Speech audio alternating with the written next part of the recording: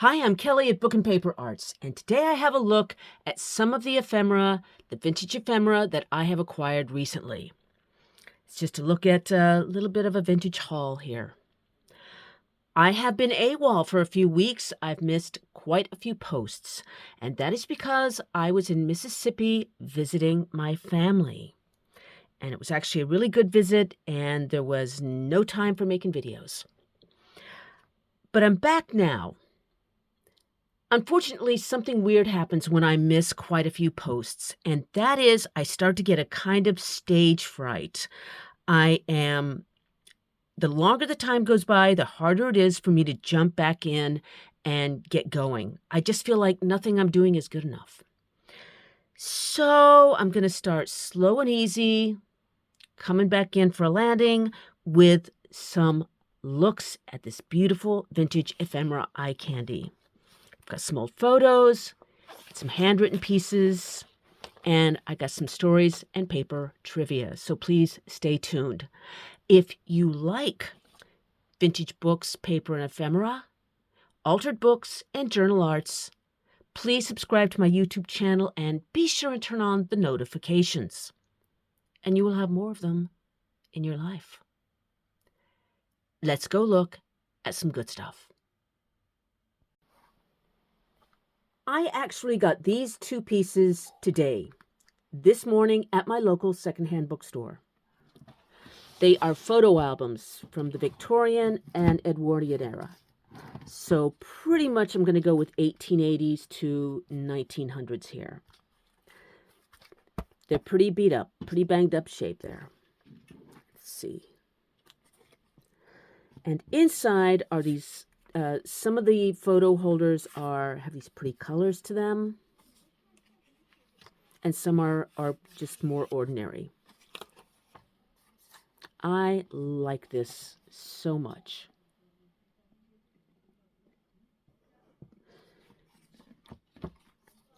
And I actually took out a lot of the photos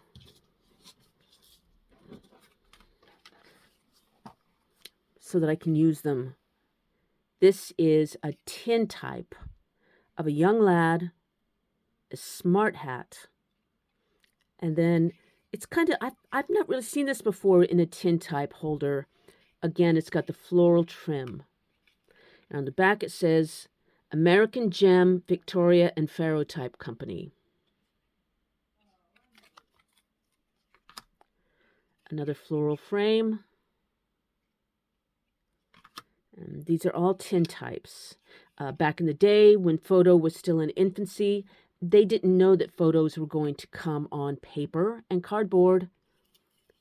And at first, they always came on tin.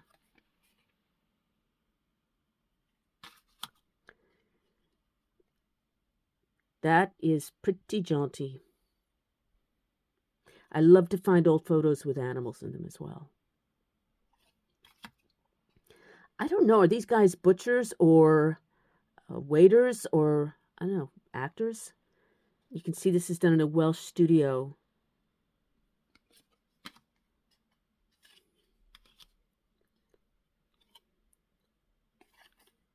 Some of these photos I'm going to be putting into boxes. I'm not really selling boxes for a few weeks, but when I do, these will be in them. And then some of them will show up in journal arts and altered books.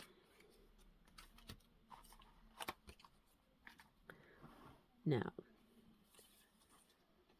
love that. Oh, look at this, look at this. She looks like Ingrid Bergman. She's so beautiful, and she is bringing the attitude.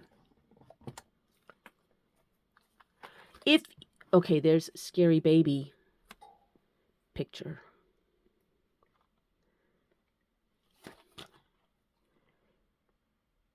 And there's another beautiful floral holder, and there's some stamps here.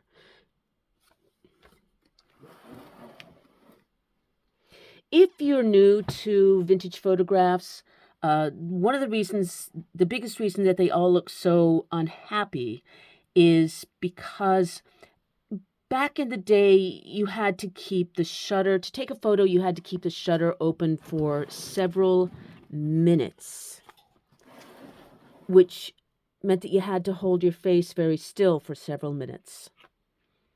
And it was just way easier to hold a scowl than a smile. So you tend to find these scowl heavy.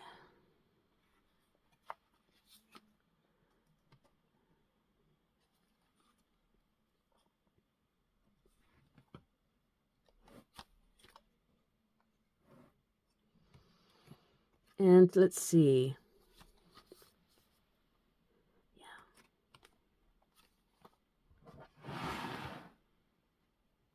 Another tin type here with a hat and a plume.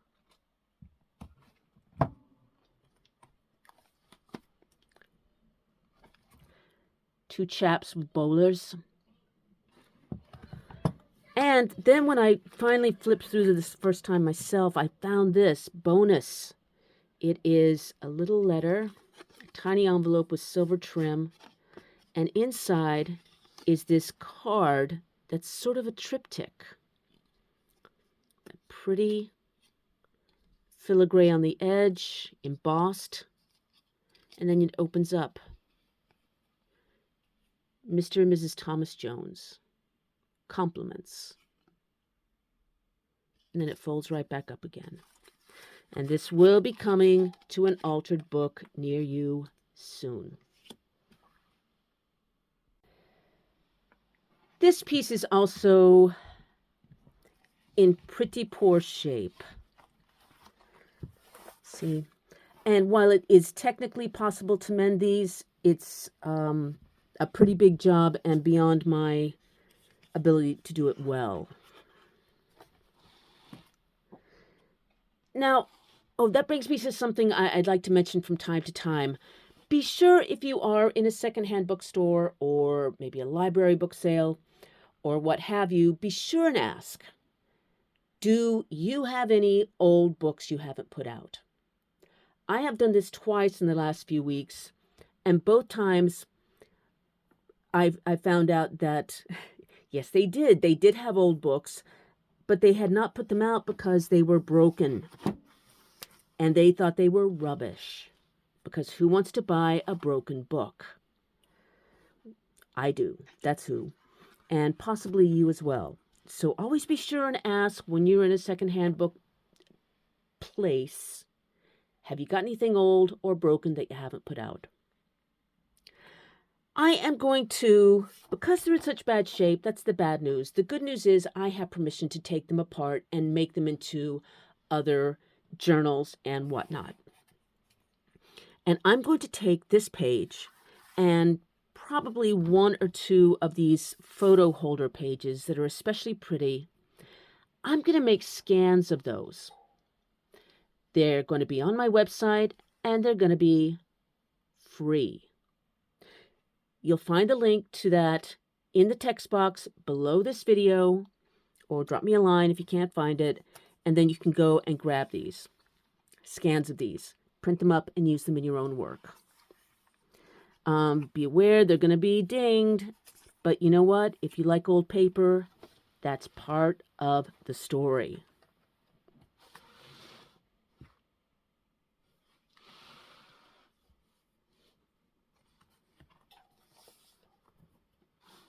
Yeah, that's so pretty. And I love those colors. They're muted and wild at the same time.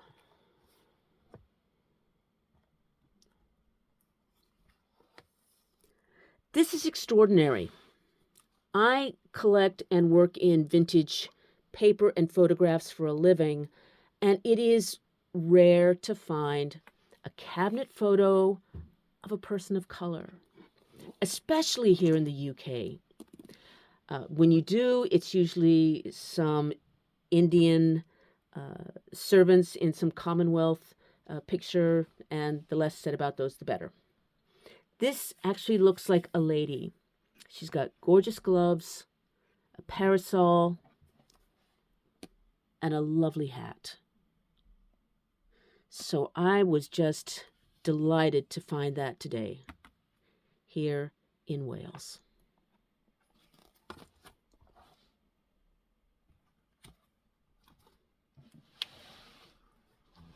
Some good-looking chaps.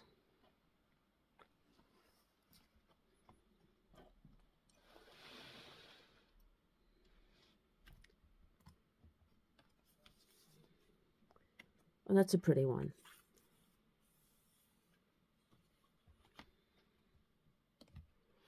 People also wore their Sunday best when they had their portraits made.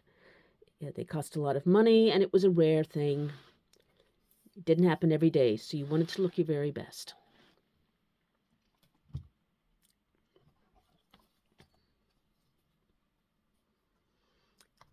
Another fun thing here is just to see the vintage clothes. The outfits with the hats, the trim, the lace, the wrists.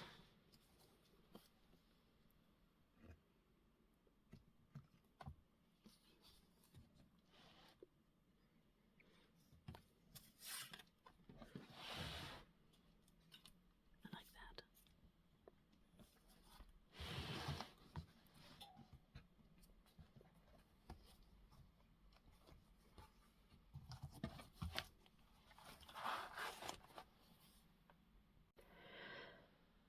The rest of the pieces today are handwritten with some stories about paper. Some of these pieces came from Lorraine at Glean and Gathered. She is here in the UK and she sells vintage pieces on Instagram. I'm going to link to Lorraine in the text box below this video because even though she's in the UK, her prices are really good and her shipping is very reasonable. So even if you live somewhere else, check out her page. She's got good stuff. This is a book I bought from her. It says Achat de Boeuf Maigre. I had to look that up. It means the sales of lean beef. So apparently, not fatty beef for sale was a thing. Not sure why. I love this garnet color, this fuchsia color in the marbled pages. First entry is from 1909. Boeuf d'hiver, that's d'hiver, it means winter beef. I'm not seeing the really, really, really sexy, gorgeous calligraphy that I sometimes like to see in a ledger. But it is old, it's here, it's handwritten, 1910. And even though it's not the perfect calligraphy, it's still a good-looking page. And it will make an excellent background for journals or altered books or whatnot as and when. It also has this, all right, I just saw it, blotter. If back in the day when you used a fountain pen or a dip pen and fresh ink, when you put your accounts down, the ink would stay wet for quite a while. So you would take your blotter, which is a porous paper, and then you'd put it down over the ink, bloop, like that. And then when you pull it up, your ink would be nice and dry and safe. Sometimes in old detective stories, the detectives will read an ink blotter backwards and upside down to find out mysteries.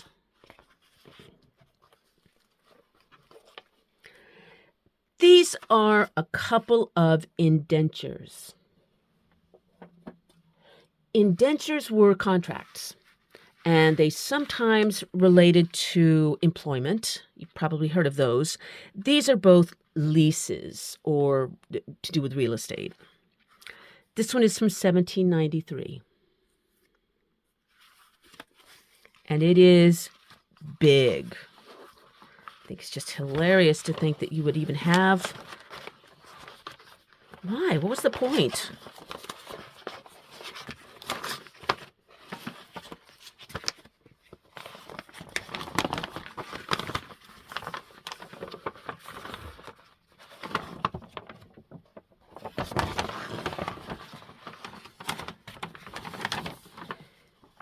Yeah, that's like 3.5 by 3. Big. This one is from 1780. You can see there. Now, it's got a lot of flourishes, and it also has a lot of stamps. I just love how much is going on here. These stamps, and if you could see them, they're embossed, and it says 1 shilling. So, and there's a tiny little metal trim here. And when you turn it over, you can see that that metal was thread through the paper, then folded back, and used the way that we would use maybe a brad today, if you make junk journals or other journals. Then this other stamp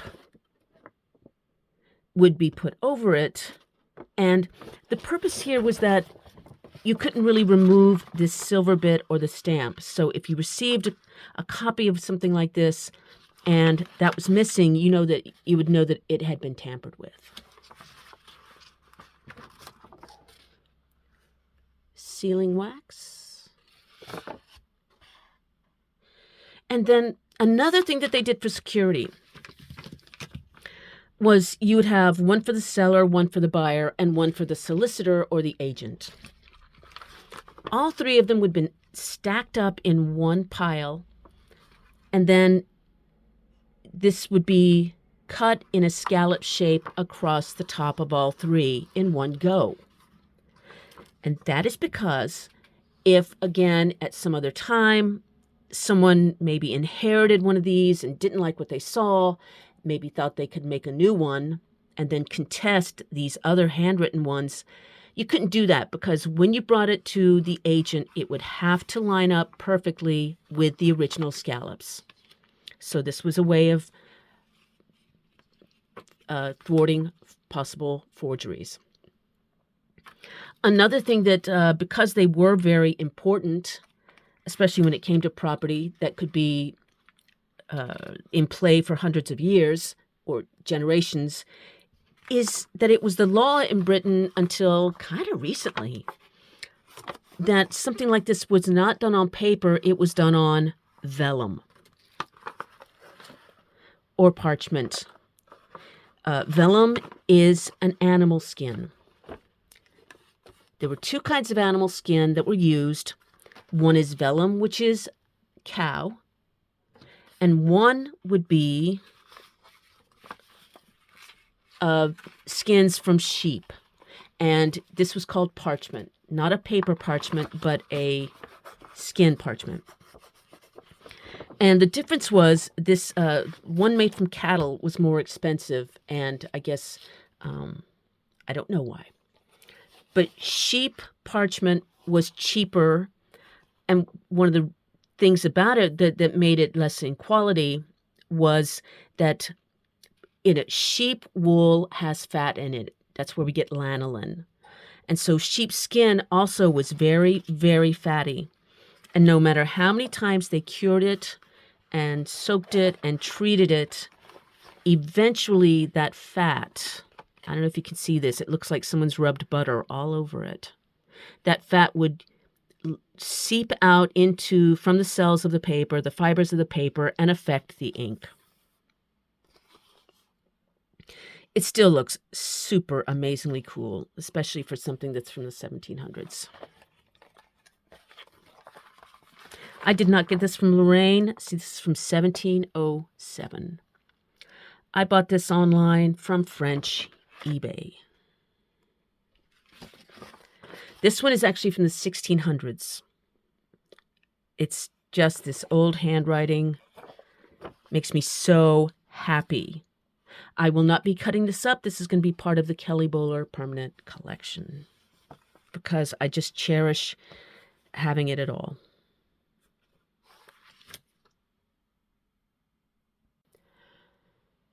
I am very lucky to be able to find pieces like this in my neighborhood. I know that that's not the case for everybody. And some time back, I made a video called How to find old paper if you do not live in an old country. So if you're curious about how you can up your paper game, your vintage ephemera game, I'm putting that video in the text, the link to that in the text box below this video, and you can go check that out and get some hints and ideas and strategies for doing that. So check that out. Don't forget, you can also find a link to free scans of some of the paper holders in the albums here. Again, if you don't have a printer, you could still play around with these. Just check out that link and then cut and paste those images, put them on a thumb drive or your phone, and take them to the printer and have them print them up for you, and then you can still play around. Or if you have a friend with a printer, ask her. Maybe barter some art for her printing up some stuff for you. She will be happy to do it. I know I do. Join me in a few days because I'm going to have a proper art video about how to add lettering and images to your journal pages. Until then, happy making.